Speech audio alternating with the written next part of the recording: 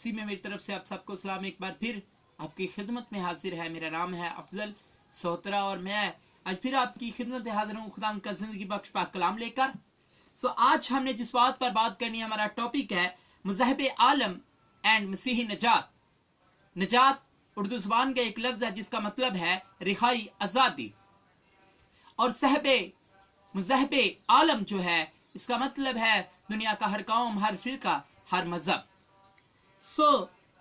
नजात जो है ये जैसे कि बताया उर्दू ज़बान का लफ्ज है, तो हर कौम जो है इसे अपनी ज़बान के अंदर जो है, हर मजहब इसे अपनी ज़बान के अंदर अपने नाम से जानता है। जैसे कि यहूदियत के अंदर इसे याशिवा कहा जाता है, और इस्लाम के अंदर फलाह, और हिंदू मजहब जो है इसे मुक्ति का नाम देता है।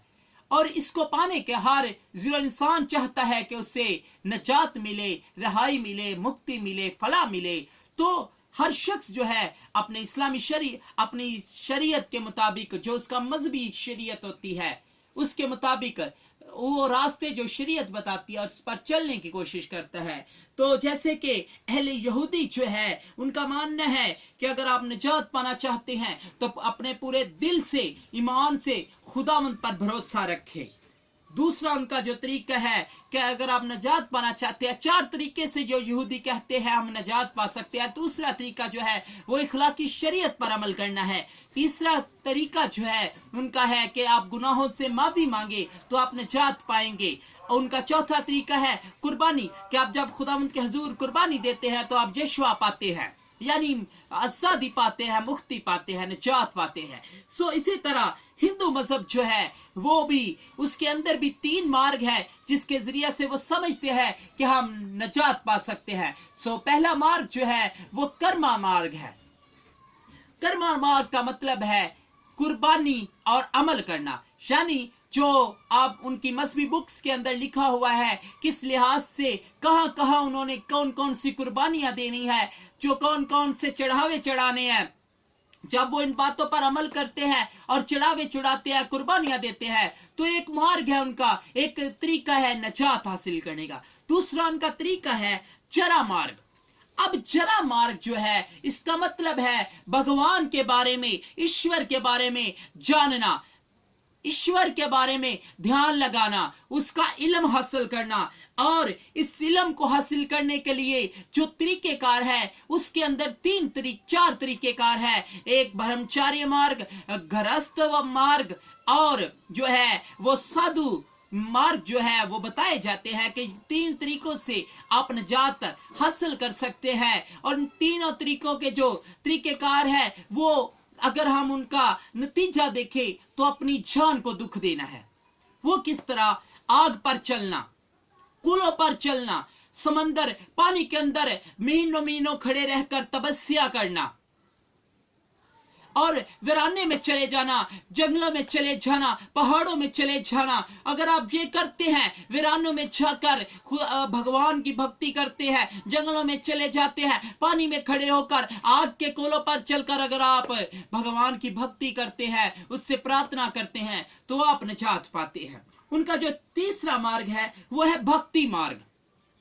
तो भक्ति मार्ग का मतलब जो है भगवान का ध्यान करना। पूरी दुनिया को छोड़कर आप भगवान पर ध्यान लगाते हैं और भगवान को समझने की कोशिश करते हैं, भगवान के बताए हुए रास्तों पर चलने की कोशिश करें तो आप निजात पाते हैं। इसी तरह तीसरा जो बड़ा मजहब है सिख मजहब, वो क्या बताता है? उसके जो बानी है बाबा हजरत गुरु नानक, वो कहते हैं आपे बीच आपे खा, नानक हुक्मिया बीजा। इसका मतलब जो है वो ये है कि हम इंसान जो है वो खुद ही अपने गुनाह की तोहम बोता है और खुद ही उसे काटता है। इसका मतलब क्या है कि वो चाहता है, वो कह रहा है अपनी कौम से, ये अपनी जो ये उनके श्लोक है उसमें यही मतलब निकलता है कि आप अमाल अच्छे करें अगर आप निजात पाना चाहते हैं।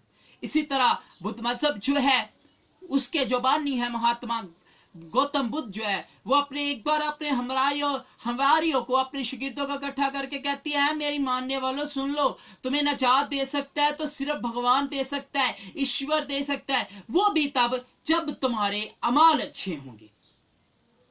ठीक है जी, वो भी कहता तब तुम्हें निजात मिलेगी जब तुम्हारे ईमान अच्छे होंगे। अब हम आते हैं अगले एक बड़े मजहब पर, दीन इस्लाम। उसके अंदर भी सूरत अल सजदा में 19 बाब और सूरत अल सजदा के 19 और 20वीं आयत में अल्लाह बड़ी ताला फरमाता है कि जो ईमान लाए और अमाल अच्छे करे उनके बसेरे के लिए बाग बसाए हुए है।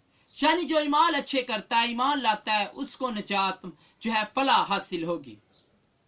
अब आज है हम अपनी दीन मसीहत की निजात की तरफ। जैसे कि आप सब ने देखा कि जो बहुत सारे मजहब है जिसके अंदर कुर्बानियां देनी पड़ती है, अपनी जानों को दुख देना पड़ता है, अपने आप जिस्म को जख्मी कर कर निजात को, मुक्ति को हासिल करने के तरीके बताया गया। लेकिन मेरे अजीजों, मैं आपको यहां पर एक खुशखबरी देना चाहता हूं। वो खुशखबरी क्या है? जब खुदा यीशु मसीह की मां के जो है पाक होने के दिन पूरे हुए तो उन्हें हैकल के अंदर लेकर जाया गया ताकि बरकत दी जाए। तो जनाब वहां पर जो खुदावंद का बंदा होता है शमाउन, वो क्या कहता है? जब खुदा को उठाता है तो कहता है, मैं खुदा यीशु मसीह को अपने हाथों पर उठाता है तो कहता है, खुदावंद मैंने तेरी नजात को देख लिया। तो मेरे अजीज, इसका मतलब है खुदा यीशु मसीह खुद नजात है। और इसी तरह जब आप आसमान पर चले जाते हैं, रोहे जमीन से चले जाते हैं, तो आपके जाने के बाद बहुत सारे शिगिर्दों पर मुसीबतें आई, जवाल आए, उन्हें कैदों के अंदर डाला गया। इसी दौरान पौलुस और सलास को भी कैद के अंदर डाला गया। तो मेरे अजीज, उस कैद का जो सिपह सलार था वो उनसे कहने लगा, अगर तुम नजात चाहते हो इस कैद से, इस जेल से, तो फिर ये रास्ता मनादी करना छोड़ दो, यीशु मसीह की गवाही देना छोड़ दो। तो खुदावंद का बंदा पाक रूह की हिदायत से क्या फरमाता है? तू ईमान ला तो तेरा घर और घराना निजात पाएगा। मेरे अजीज, हमारी निजात जो है जनाब, हमारी जो निजात है, जो इस कलाम खुदा के मुताबिक है, वो सबसे डिफरेंट है, सबसे अलग है। हमें करना क्या है?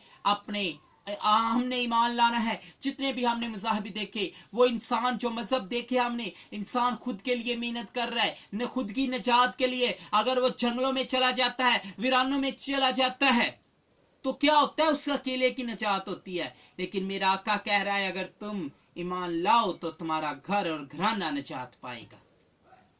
हमें पानी के अंदर बैठकर, खड़े होकर दुआ करने की जरूरत नहीं है। हमें आग में बैठकर तपस्या करने की जरूरत नहीं है। हमें जो है वो कोलों पर चढ़ने की जरूरत नहीं है, पहाड़ों पर जाने की जरूरत नहीं है, जंगल बेयाबानों में जाने की जरूरत नहीं है, वीरान जगह ढूंढने की जरूरत नहीं है। हमें जरूरत है सिर्फ ईमान लाने की। जब हम ईमान ले आएंगे तो हमारा घर और घराने निजात पा जाएंगे। आपकी निजात, आपके घराने की निजात आप पर है। बस क्या करना है? आपने ईमान लाना है, क्योंकि मरकज 16 बाब की 16 आयत में लिखा है, जो ईमान लाए वो निजात पाएगा। जो ईमान लाए और बपतिस्मा ले वो निजात पाएगा। अगर हमें निजात चाहिए तो सीधे जाने मन सिर्फ ईमान ले आए खुदा पर, खुदावंद यीशु मसीह का बाप, बेटा और रूहुल कुद्दस पर ईमान ले आए। अगर हम मुकद्दस लूका रसूल की लिखी हुई अंजील मुकद्दस में देखे तो उसके 19 बाब की 10 आयत में लिखा है, इब्ने आदम खोए हुए को ढूंढने और गुनाहगारों को निजात देने है। खुदा हमें निजात देने आ गया था। अब हमें किसी फिदिये की जरूरत नहीं है, अब हमें किसी कुर्बानी की जरूरत नहीं है। और मुजाहिबे आलम कुर्बानियां देते रहे, वो जितनी मर्जी हिंदू मजहब कुर्बानियां दे, बुद्ध मजहब कुर्बानियां दे, लेकिन हमने किसी कुर्बानी की जरूरत नहीं है। हमें सिर्फ इस कलाम खुदा पर ईमान लाने की जरूरत है, तो हमारे घराने निजात पा जाएंगे। आप सब जो मुझे देख रहे हैं, आज आपको भी जरूरत है ईमान ले आए। अगर आप ईमान ले आएंगे, आपका घर और घराना निजात पा जाएगा। हालेलुया। आप बहुत सारी बातें जो सुन चुके हैं, अगर आप किसी ऐसे मजहब के अंदर रहते हैं, गैर मजहबों के अंदर रहते हैं, तो मेरे अजीज मैं आपको बताता जाऊं, अपने आप को पता होना चाहिए कि आपको कुछ करने की जरूरत नहीं है, आपको सिर्फ ईमान लाने की जरूरत है। किसी की बातों में नहीं आए, सिर्फ ईमान लाए और नजात पाए। खुदा मुझे और आपको इस कलाम के बस बरकत दे। आमीन।